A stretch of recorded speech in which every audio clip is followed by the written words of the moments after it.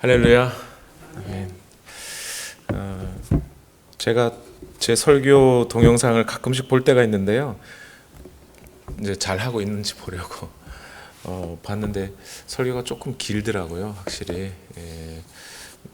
웬만한 목사님들은 한 30분 또 40분 정도 하시는데 제 설교를 쭉 보니까 평균 한 45분에서 50분은 하더라고요. 근데 일주일에 한 번이잖아요, 그죠? 여러 번도 아니고 일주일에 한 번. 목사님 오늘도 설교를 길게 하시려나 봐. 조금 길 수 있습니다. 근데 조금 우리 인내하면서 같이 말씀을 좀 나눴으면 좋겠습니다. 우리가 지금 로마서 말씀을 읽고 있죠. 오늘 우리가 읽은 본문이 로마서 6장 15절에서 18절인데 이 본문이 16절에서부터 15절에서부터 23절까지가 하나님의 은혜에 관한 말씀이에요.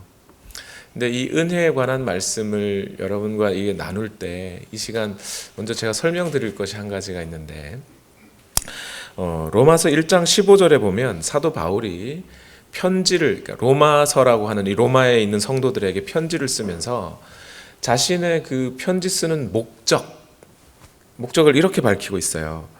그러므로 나의 간절한 소원은 로마에 있는 여러분에게도 복음을 전하는 것입니다. 그러니까 로마에 가서 복음을 전하고 거기서 교회가 단단히 세워지면 그 교회의 도움을 받아서 스페인까지 가서 복음을 전하겠다 하는 게 바울의 목적이었거든요. 그런데 이제 그렇게 하기 위해서 로마에 있는 성도들을 다시 세우기 위해서 미리 복음의 내용을 잘 정리해서 써서 보낸 편지가 로마서란 말이에요. 근데 거기에 그 로마서에다가 바울이 이렇게 쓴 거예요. 로마에 있는 여러분에게도 복음을 전하고 싶다. 이것이 간절한 소원이다. 이래요. 여러분, 이게 이상하지 않아요? 복음은 예수님 안 믿는 사람들에게 복음을 전해서 예수 믿게 하는 것이잖아요. 근데 로마에 있는 여러분, 그러면 로마에 있는 성도들을 말하는 거죠. 그죠? 근데 그 성도들에게 무슨 복음을 또 전해요? 이 사람들은 이미 복음을 듣고 알고 믿고 있는 사람인데 이 사람들한테 무슨 복음을 또 전하겠다고 하는 거겠습니까? 이게 그런 건가요? 다른 교회에 딱 가가지고 봤더니 저기 시험 든 성도 있어. 그러니까 그 시험 든 성도한테 그렇게 교회가 마음에 안 들고 잘 안 맞고 그러면 교회 한번 바꿔보지 그래. 우리 교회로 와봐. 이렇게 하는 게 지금 바울의 목적이에요? 그렇게 하려고 하는 거예요? 그런 거하고는 전혀 관계가 없죠. 그죠? 그것과 관계없이 지금 바울은 비록 예수 그리스도를 믿고 그리스도 안으로 들어와서 신앙생활을 하고 있는 사람들에게도 복음은 필요한 것이라는 거예요. 복음은 꼭 전해져야 하고 그 사람들이 비록 복음을 듣고 교회 안에 들어왔을지라도 그 상황에서도 여전히 복음을 듣고 확인해야 할 것들이 있다는 얘기지요. 그러니까 복음은 뭐냐면 미국에 들어올 때 비자를 받아서 들어오잖아요. 이 비자는 뭐예요? 입국 허가증이에요. 비자는 입국만 하면 돼요. 입국만 하면 그다음부터는 비자는 쓸모가 없어요. 그죠? 들어올 때 필요한 게 비자예요. 그런데 복음은 이런 비자 같은 게 아니라는 거예요. 복음은 바로 시민권과 같은 거예요. 시민권은 미국 안으로 들어오는 것뿐만이 아니라 미국에서 살아가는 모든 것, 그 모든 삶의 영역 전체를 포함하는 것이 시민권이잖아요. 복음은 그리스도 안으로 들어오는 허가증만이 아니라 그리스도 안에서 누릴 권리와 의무와 삶 전체에 관한 내용을 포함하는 것이 복음이에요. 복음은 그래서 우리 모든 그냥 예수 믿고 교회 다니게 되었다는 정도가 아니라 우리의 모든 삶 전체에 영향을 미치고 있는 게 복음이에요. 그런데 로마서의 말씀을 우리가 지금 말씀을 계속 나누고 있는데 로마서의 말씀 가운데 쭉 복음을 설명하는 내용을 쭉 읽어보면요, 여러분, 하나님께서는 우리에게 구원을 허락해 주셨어요. 우리가 노력해서 구원을 받은 게 아니고 하나님이 우리를 구원해 주셨죠. 그죠? 아담 아래에서 죄와 죽음의 그늘 아래 살아가고 있던 우리를 하나님께서 은혜로 그들을 죄에서 꺼내셔서 그리스도 안으로 넣어주심. 그죠? 그게 구원이었단 말입니다. 그렇죠? 그런데 이렇게 구원을 받는 것은 우리의 노력이 아니라 무엇으로 되는 거야?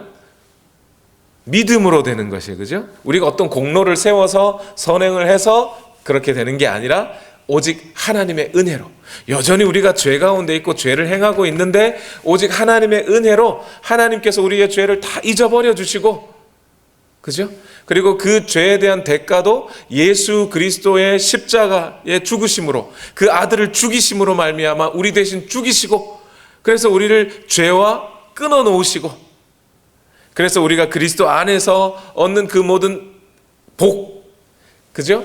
하나님과의 평화의 관계가 열리게 되고 은혜의 자리에 담대하게 나아가 하나님의 자녀로서의 권세를 살고 또 하나님의 영광의 소망에 이르게 되고 하는 이 모든 것이 하나님의 은혜로 우리에게 주어졌다. 이게 복음의 내용이잖아요. 그렇기 때문에 그리스도인은 지금부터 그리스도 안에 들어온 이때로부터 처음 들어올 때뿐만이 아니라 지금 살아가는 모든 순간이 믿음으로 살아가고 은혜로 살아가는 거예요. 그렇죠? 여기 이해가 되셨어요? 그러면 사도 바울이 복음을 모든 믿는 사람에게도 전해야 한다라고 했을 때는 바로 이 은혜의 복음을 전하고 싶은 거예요. 지금 여러분이 살아가는 것도 지금 이 하나님의 은혜로 살아가고 있는 겁니다. 이걸 말해주고 싶은 거죠. 그 내용이 오늘 로마서 6장 15절에서 23절까지 탁 들어가 있는 거예요. 그러니까 오늘 로마서 6장 15절에서 23절까지의 말씀은 사도 바울이 정말 로마 교회 성도들에게 하고 싶었던 정말 중요한 메시지 중에 하나이고, 그와 동시에 오늘 우리가 이 땅을 믿음으로 은혜로 살아가고 있는 우리 모두가 반드시 들어야 할 말씀이 되는 겁니다. 그렇죠? 그러니까 오늘 로마서 6장 15절에서 오늘은 18절까지만 말씀을 나눌 건데 이 말씀이 얼마나 중요한 말씀이 되는지 몰라요. 오늘 좀 집중해서 이 말씀을 조금 나누겠습니다. 그런데 여러분, 이 은혜의 교리, 하나님이 우리가 죄인임에도 불구하고 죄인인 우리의 모든 죄를 하나님께서 먼저 아들을 내어주심으로 말미암아 다 씻어버리시고, 아들이 죄에 대하여 죽을 때 우리 모두가 죄에 대해 죽고, 하나님의 아들이 부활하실 때 우리도 하나님께 대하여 산 자와 같이 지금 살게 되었다는 것, 이것이 이 은혜의 복음을 들을 때마다 사람들은요, 이 은혜의 복음을 흠잡기 시작합니다. 이 세상 사람들은. 여러분, 이 은혜의 복음은 다른 종교에는 없어요. 대부분의 종교들은 열심히 착한 일을 해야 된다든지, 수양을 쌓아야 된다든지, 무슨 공로를 세워야 된다든지, 그래야 도를 터득하게 된다, 아니면 서방 정토에 이르게 된다, 뭐 이런 얘기를 하는 게 일반 종교들이에요. 근데 기독교 안에는 그런 가르침이 없어요. 인간은 인간 스스로를 구원할 능력이 없어요. 선행을 한다고 되는 것도 아니고 참선을 한다고 되는 것도 아니고 도를 닦는다고 되는 게 아니라는 거예요. 인간은 애시당초 스스로를 구원할 수 있는 능력이 없기 때문에 하나님이 먼저 손을 내밀어 그들을 구원해 주셨다. 이게 은혜의 복음이거든요. 그런데 사람들이 이 은혜의 복음을 인정하려면 뭘 인정해야 돼요? 내가 그만큼 악한 인간이요, 내가 내 노력으로는 구원받을 수 없는 자라는 걸 인정해야 이 은혜의 복음이 인정되잖아요. 그러니까 바울이 이 하나님의 은혜를 선포하고 전하고 다닐 때마다 이 세상 사람들은 그 은혜의 복음이 듣기 싫어지는 거예요. 왜냐하면 은혜의 복음은 우리를 죄인으로 규정하는 거거든요. 우리가 악하고 구원받아야 될 자라고 얘기를 하는 거거든요. 그러니까 사람들이 그걸 싫어해요. 그뿐만 아니라 특히 율법을 많이 갖고 있었던, 율법을 가지고 율법을 철저히 행해서 하나님으로부터 복을 받아 살겠다고 믿었던 유대인들은 더 싫지요. 자신들의 그동안 율법을 열심히 준행하고 성실하게 갈고 닦았던 그 모든 선행을 바울이 아니 율법으로 구원받는 게 아니라 은혜로 구원받은 거야 라고 말하는 순간 자신들의 그 모든 선행이 깡그리 무너지잖아요. 자기들은 착하게 살려고 그렇게 노력해 왔는데, 그래서 바울이 복음을 전할 때마다 그 율법을 중심으로 살았던 유대인들은 바울이 전하는 그 은혜의 복음을 계속 공격하고 바울을 박해했던 겁니다. 그래서 오늘 로마서 6장 15절 은혜의 복음을 전할 때 바울은 그 사실을 이미 알고 있었고, 그래서 이렇게 말하면서 은혜의 복음을 시작하는 거예요. 다 같이 읽어봅시다. 시작. 그러면 어떻게 해야 하겠습니까? 우리가 율법 아래 있지 않고 은혜 아래에 있다고 해서 마음 놓고 죄를 짓자는 말입니까? 그럴 수 없습니다. 예. 자, 이렇게 6장 15절에 율법 아래 있지 않고 은혜 아래 있다고 해서 마음 놓고 죄를 짓자는 말입니까? 그럴 수 없습니다. 이거 뭐가 되게 비슷한 말이 우리 앞에 있었죠. 6장 15절하고 아주 비슷한 구문이 앞에 있었는데 6장 1절 2절 말씀이에요. 6장 1절 2절 먼저 보시면, 그러면 우리가 무엇이라고 말을 해야 합니까? 은혜를 더하게 하려고 여전히 죄 가운데 머물러 있어야 하겠습니까? 그럴 수 없습니다. 이래 돼 있어요. 6장 1절 2절하고 좀 전에 우리가 읽었던 6장 15절하고 상당히 비슷해요. 그래서 사람들이 6장 1절과 6장 15절은 뭐 같은 질문이고 같은 대답인가 보다 이렇게 읽고 로마서를 넘어갈 때가 많아요. 물론 이 부분에는 반복되는 구석이 있지만 이 6장 1절의 질문과 6장 15절의 질문은 좀 다른 차원이 있어요. 오늘 6장 15절의 이 말씀, 6장 1절과 다른 지점, 이 지점을 이해하는 게 오늘 우리가 이 6장 15절의 말씀을 통해 은혜를 충만히 누릴 수 있는 비결이 됩니다. 6장 1절에서는 왜 바울이 이런 질문을 했냐면, 바울이 로마서 5장에서 복음을 설명하고 이 구원의 확실성을 설명하려고 아담 안에 있던 우리가 죄와 죽음 가운데 살았지만 하나님께서 그 아담 아래 살던 우리를 꺼내서 그리스도 안으로 옮겨주셨다. 그리고 그리스도 안에서 우리는 생명과 의의 통치를 받고 하나님과의 평화의 관계, 이런 은혜와 복을 누리게 되었다. 이 설명을 했잖아요. 아담 아래서 죄가 많았는데 오히려 하나님께서 그 죄 아래에서 있던 우리에게 은혜를 풍성하게 부어주셨다. 이런 얘기를 했단 말이에요. 그러니까 사람들의 질문이 뭐냐면, 죄가 많은 곳에 은혜가 많았다고? 그러면 은혜가 더 풍성해지려면 죄 가운데 계속 거하면 되겠네. 계속 죄 지으면 은혜가 더 풍성해지겠네요? 이렇게 질문하는 사람이 있을 수 있단 말이죠. 거기에 대해서 바울이 그런 거 아니라고 이렇게 이야기를 해준 겁니다. 그렇게 말하면서 바울이 뭐라고 설명했냐면, 이제 로마서 6장 들어와서 2절에서부터 14절까지의 말씀에서 우리는 비록 그리스도 안으로 들어와서 옛사람은 죄에 대하여 죽었지만 우리는 여전히 죄의 몸이라는 것을 가지고 살아갑니다. 그런데 이 죄의 몸이라는 게 뭐였어요? 이 몸, 그죠? 우리가 예수 그리스도 재림하시기 이전까지 우리가 갖고 있을 이 몸 말이에요. 그죠? 죽을 몸. 이 몸은 죄가 여전히 통로로 사용하고 있는 몸이에요. 여기에서 시기와 질투들도 있고 미움들도 있고 뭐 이런 것들과 여전히 우리는 이 싸워야 하는 몸이란 말이에요.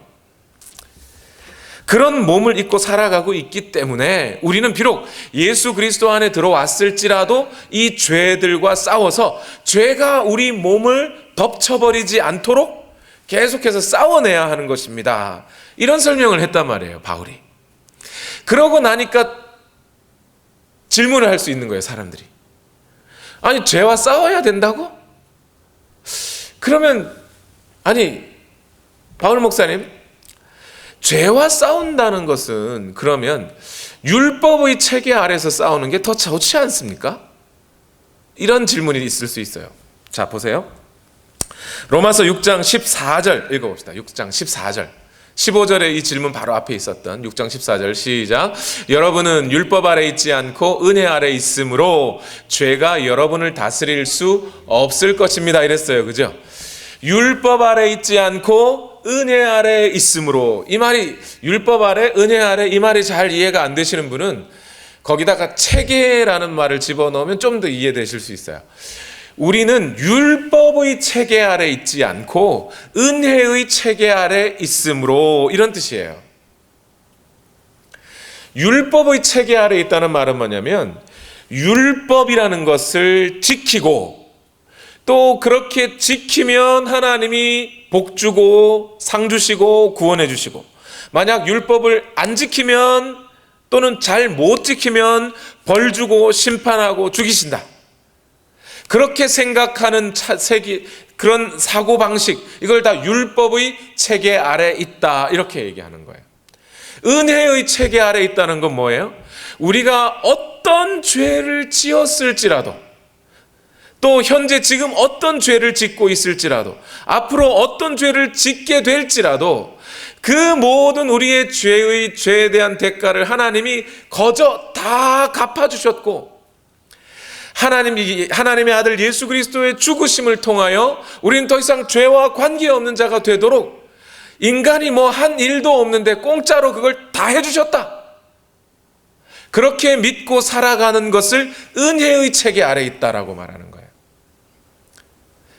그래서 6장 14절의 말 뜻은 뭐냐면, 이제 우리는 율법의 체계 아래 있지 않고 은혜의 체계 아래 있는 거예요. 우리는 앞으로 어떤 죄를 지어도 하나님 다 용서해 주신다니까.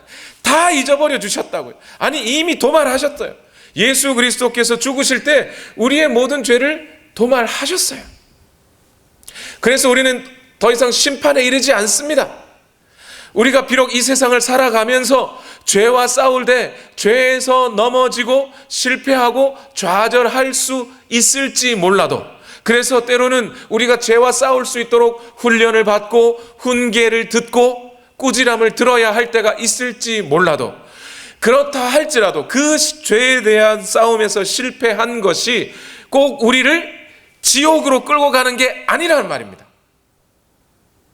하나님이 우리를 구원해 놓으셨다고, 어떠한 죄라도 우리를 용서하신다고, 우리를 죄와 죽음으로 끌고 가지 않는다고, 그 영역 안에 들어왔습니다. 그러니 죄가 여러분을 다스리지 못합니다. 이것을 믿고 싸우십시오. 그 얘기가 6장 14절 말씀이에요. 그러니까 사람들이 질문할 수 있죠. 6장 15절로 넘어가서 뭐라고 질문해요? 아니, 사도님, 그래도 그럴 수 없잖아요. 어떻게 사람이 죄를 지었는데, 죄를 지으면 율법에 따라 벌도 좀 받고 그래야 되는 거 아닙니까? 그리고 그렇게 율법의 체계 아래 있어야 우리가 죄와 더 잘 싸우지요 라고 말하는 사람들이 있다, 이 말입니다. 여러분, 한편 생각해 보면 이게 맞는 말 같아요. 죄 잘못한 사람 있으면 벌을 받아야지요. 여러분, 니느웨 백성들이 잘못이 있고 죄가 있으니까 하나님께서 뭐라 그래요? 요나에게 너 가서 니느웨 백성들에게 니네 죄가 하나님 앞에 상달되었다, 니네 심판받을 수 있다고 전해라. 그랬더니 요나가 가요, 안 가요? 안 가요. 안 가는 이유가 뭐예요? 내가 가서 분명히 저 놈들한테 심판과 하나님의 그 말씀을 전하면 저놈들이 회개할 거고, 회개하면 하나님이 저놈들을 때리시지 않고 구원해 주실 거 아닙니까? 그러니 나는 그건 아니라고 봅니다. 하나님, 저 벌 받아야죠. 율법 앞에 벌 받아야죠. 그게 요나의 태도였어요. 그래서 이런 율법의 체계 아래에서 죄와 싸워야 한다고 말하는 것이 일면 타당해 보이기도 합니다. 그런데 이렇게 말하는 것은 엄청난 실수이며 또한 거짓말이에요. 성경은 그런 얘기를 하지 않습니다. 자, 여러분 잘 한번 들어봐 주세요. 사람이 율법이라고 하는 하나님의 명령이 있고, 그 명령에 사람이 착하게 잘 살면 구원받고, 그 율법을 따라 못 살면 지옥 가고 벌받고 심판받고, 그러니까 그것을 생각해서 오늘 열심히 잘 살아야 된다, 착하게 살아야 된다, 그렇게 말하면 말이에요, 그렇게 말하면 하나님은 기계가 되는 거죠. 인간의 행동에 따라서 하나님은 착한 일 하면 상 주시고 나쁜 일 하면 벌 주시고 하는, 하나님은 기계와 같은 분이 돼요. 그렇죠? 근데 하나님이 그런 분이십니까? 하나님은 우리에게 은혜를 베푸실 때 인간이 착한 일을 하니까 은혜를 베푸는 게 아니고, 자신의 마음에서, 자신의 내면에서 하나님의 그 내면으로부터 나오는 그 깊은 사랑으로 우리를 용서해 주시는 거라 말입니다. 여러분, 한국에서 얼마 전에 있었던 슬기로운 감방 생활이라고 하는 드라마가 있었어요. 그 드라마에 보면 김민철이라고 하는 조폭인데요, 살인까지는 아니고 하여튼 저 죄를 저질러 가지고 무기징역을 선고받고 감옥에 들어온 사람이 있습니다. 김민철이라는 사람이에요. 근데 김민철이라는 사람에게는 이종학이라고 하는 조폭 세계에서 만난 동생이 있었어요. 근데 조폭들끼리 막 싸움을 하다가 이 이종학이라고 하는 동생, 친동생은 아닌데 동생처럼 지냈던 사람인데, 이 이종학이라는 사람이 김민철 씨가 죽음의 위협에 막 사람들이 공격해서 막 죽을 것 같을 때 이종학 씨가 이 김민철 씨를 찌르려고 하는 사람을 찔러버려 가지고 그 사람을 죽이고 김민철을 살려줬어요. 근데 어쨌든 이종학도 살인을 한 거 아닙니까? 그죠? 그래서 감옥에 들어와 가지고 재판을 받는데 결국 이종학이라고 하는 동생은 사형, 김민철은 무기징역, 이렇게 됐어요. 근데 자기를 살려준 이 이종학이라고 하는 동생이 사형을 언도받아 죽었단 말입니다. 얼마나 마음이 아프겠어요, 김민철 씨가. 그래서 이 김민철 씨는 그 뒤에 자기 무기징역을 사는 동안에 감옥으로 들어오는 모든 동생 같은 형제 사람들을 다 잘해줬어요.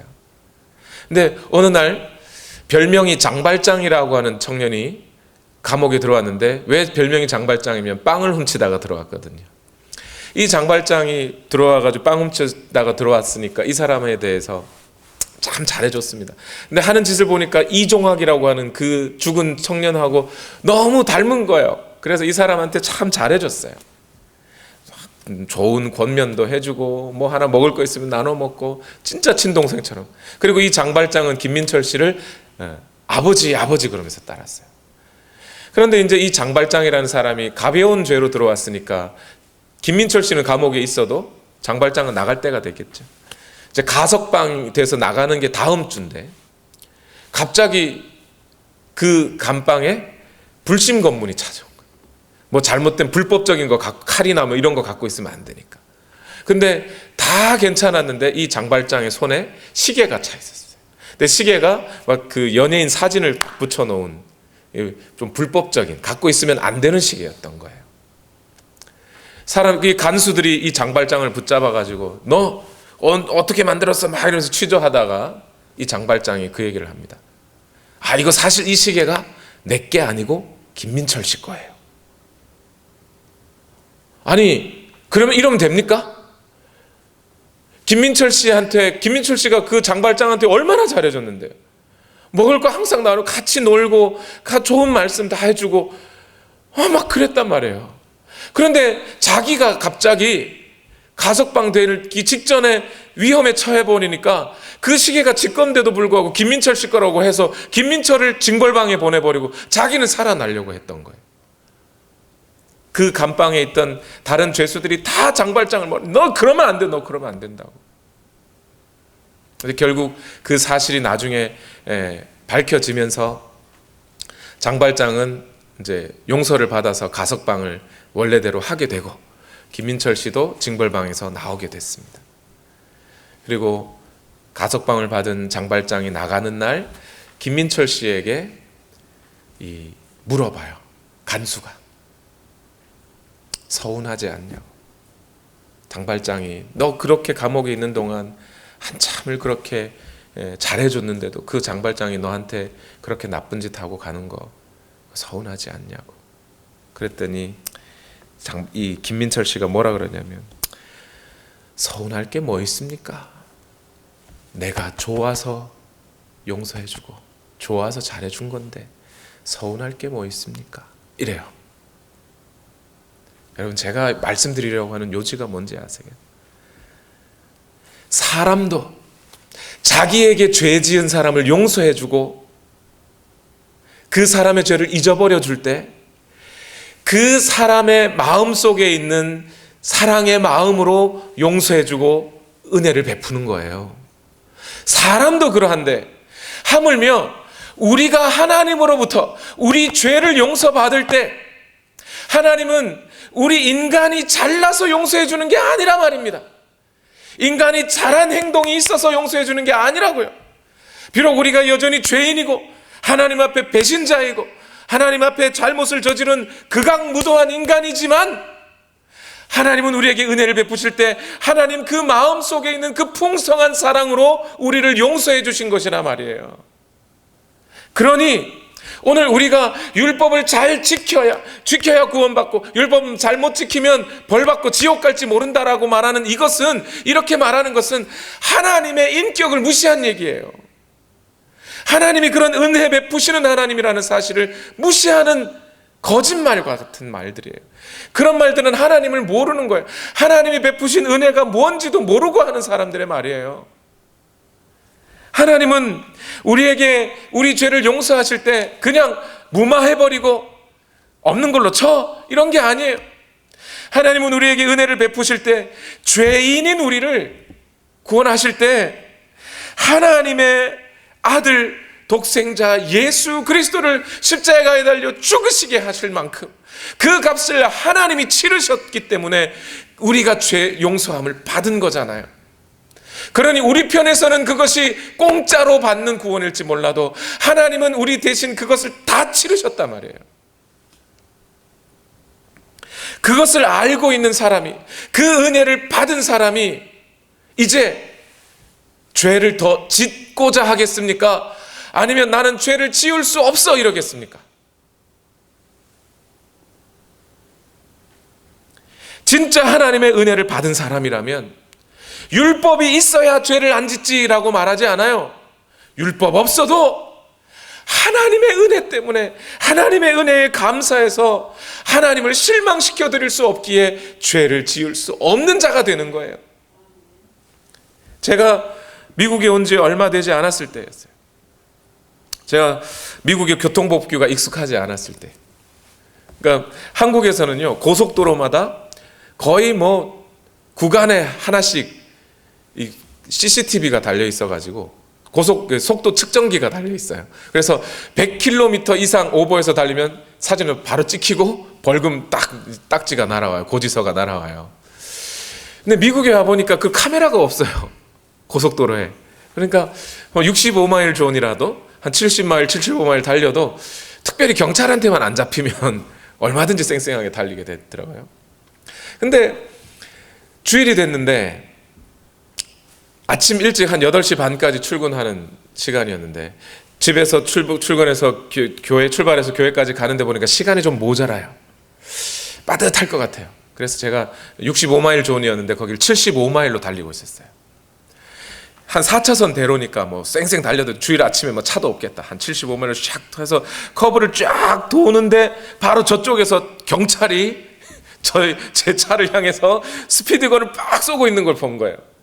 아차 싶어서 얼른 브레이크를 밟아서 속도를 늦췄는데 이미 때는 늦으리 경찰이 벌써 스피드건 딱 접고 차를 탁 올라타더라고요. 경찰차에. 아, 나를 쫓아오는구나. 여러분, 그 순간 제가 무슨 얘기를 했을까요?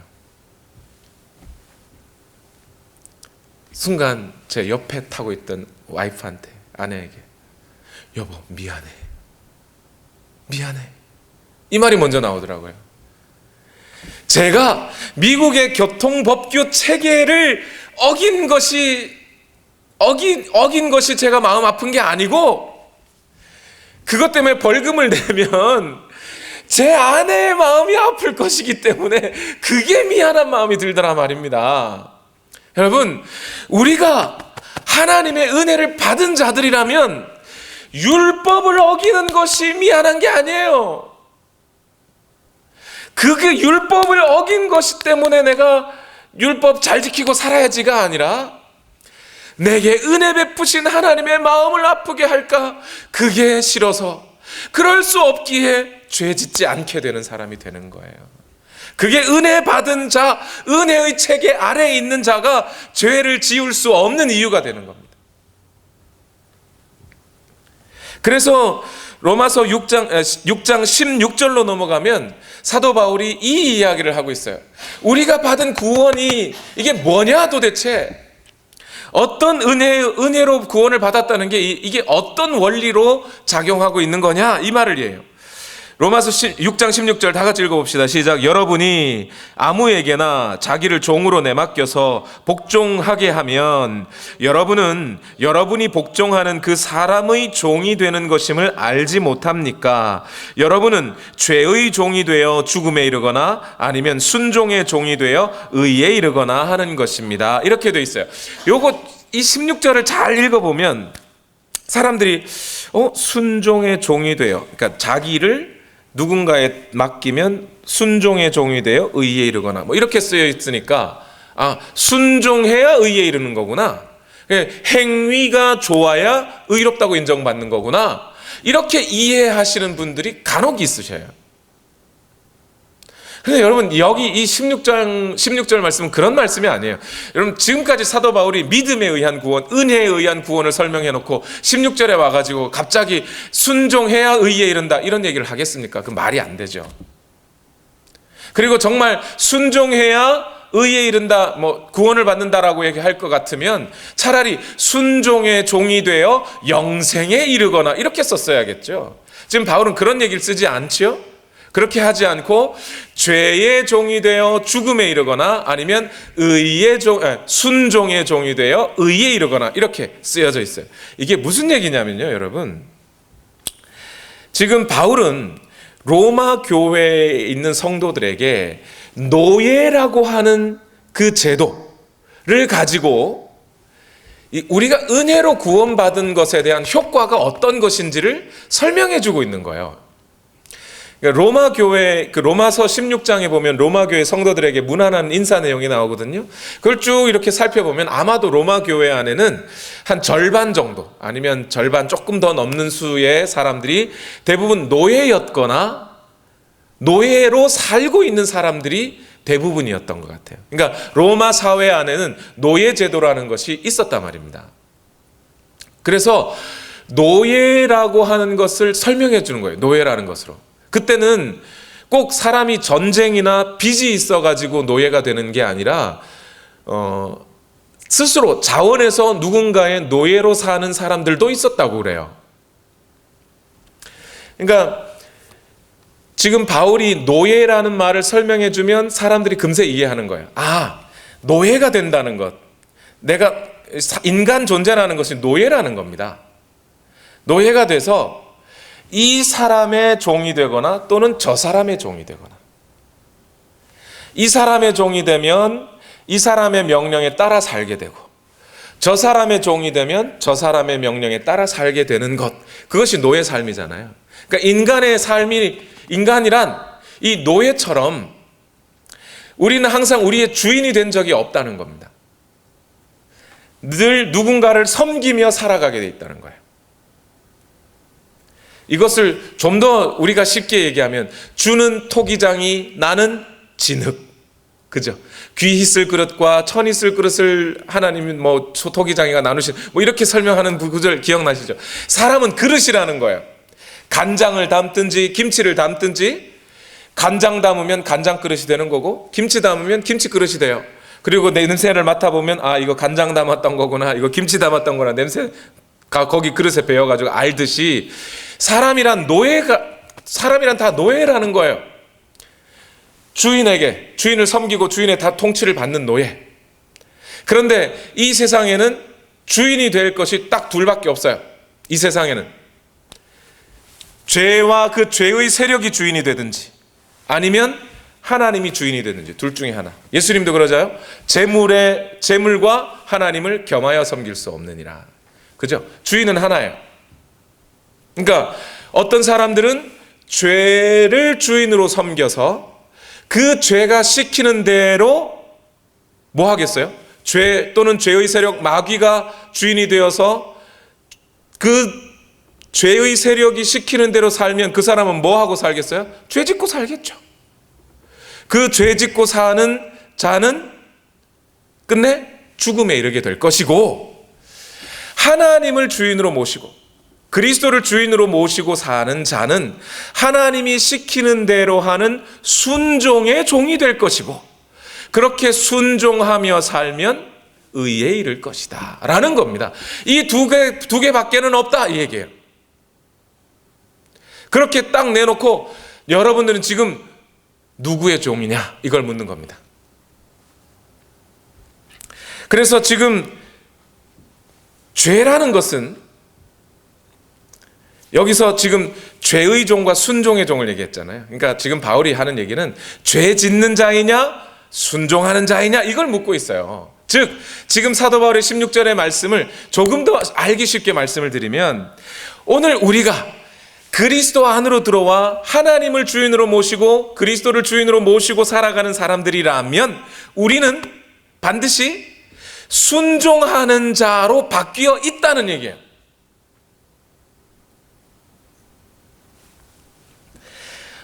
은혜를 입은 사람은, 앞에서 제가 말씀드린 바대로 은혜를 입은 사람은 하나님의 말씀에 순종하는 자로 바뀌어 있을 것이라는 겁니다.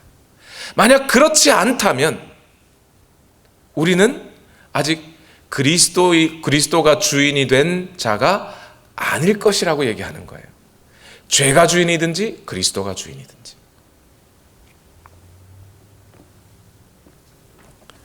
자, 이 16절의 말씀을 바탕으로 여러분께 질문 드리죠.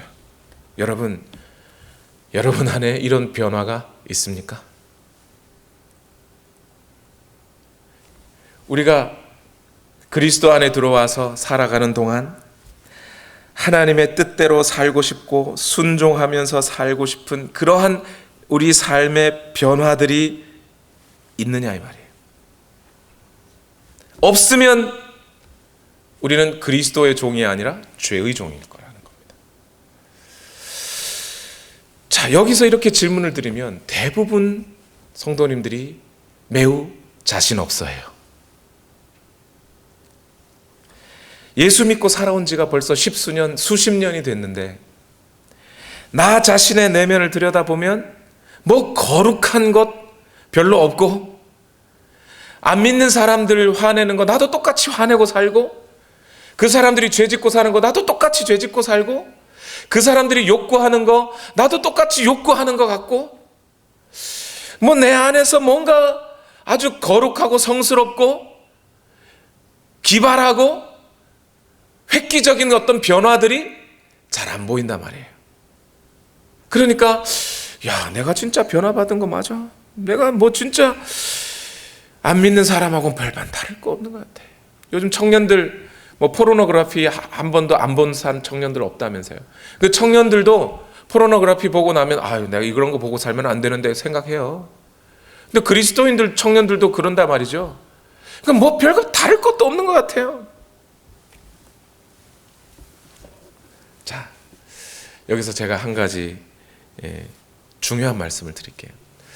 내가 과연 은혜 받은 자인지 구원 받은 자인지 내 안에 변화가 있는지를 살펴볼 때, 여러분 변화를 살펴보세요 했을 때 대부분의 사람들은 뭘 보냐면 우리의 죄의 몸의 상태를 봐요.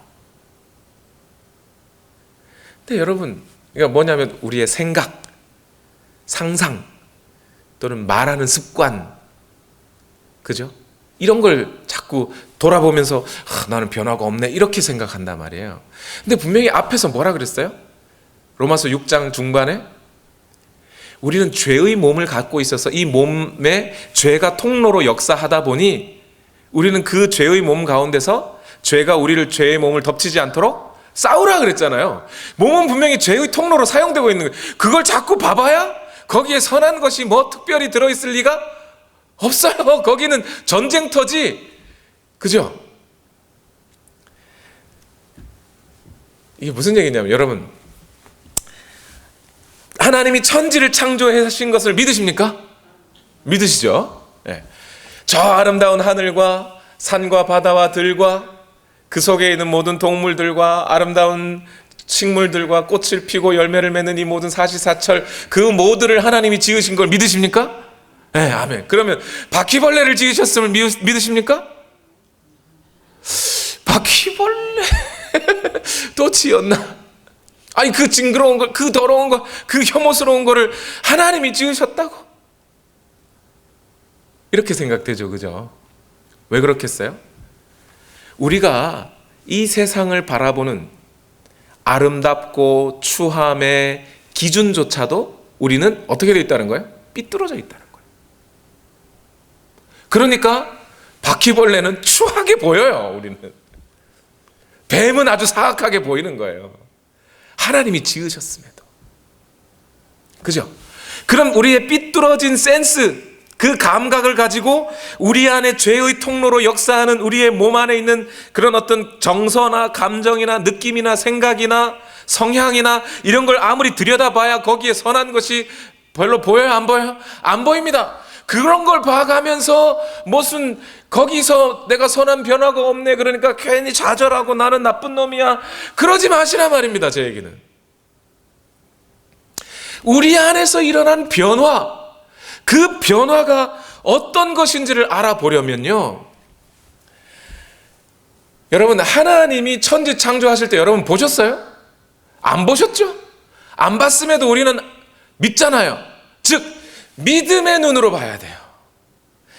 믿음의 눈으로 우리 안에 일어난 일들을 봐야 그게 보이기 시작해요. 우리가 받은 은혜가 어떤 것인지 알기 시작하는 거예요. 사도는 그래서 16절에서부터 17절, 18절로 넘어가면서 감사하리로다 라는 말을 먼저 하고 있어요. 17절, 18절 다 같이 봅시다. 시작. 그러나 하나님께 감사하는 것은 여러분이 전에는 죄의 종이었으나 이제 여러분은 전에 받은 교훈의 본의 마음으로부터 순종함으로써 죄에서 해방을 받아서 의의 종이 된 것입니다. 뭐예요? 이게 무슨 말이에요? 바울이 로마 교회에 가본 적이 없잖아요. 그러니까 로마 성도들의 어떤 개인적인 성향, 어떤 뭐 그들의 감정, 뭐 이런 갈등 이런 거 잘 모른다고요, 바울은. 그러나 바울이 믿음의 눈으로 그들을 보니 그들은 하나님의 은혜가 없었더라면 이 교회 안으로, 그리스도 안으로 들어왔을 사람들이 아니에요. 하나님의 은혜가 없었더라면 저 세상에서 죽을 죄악 가운데 살아갔을 사람이에요.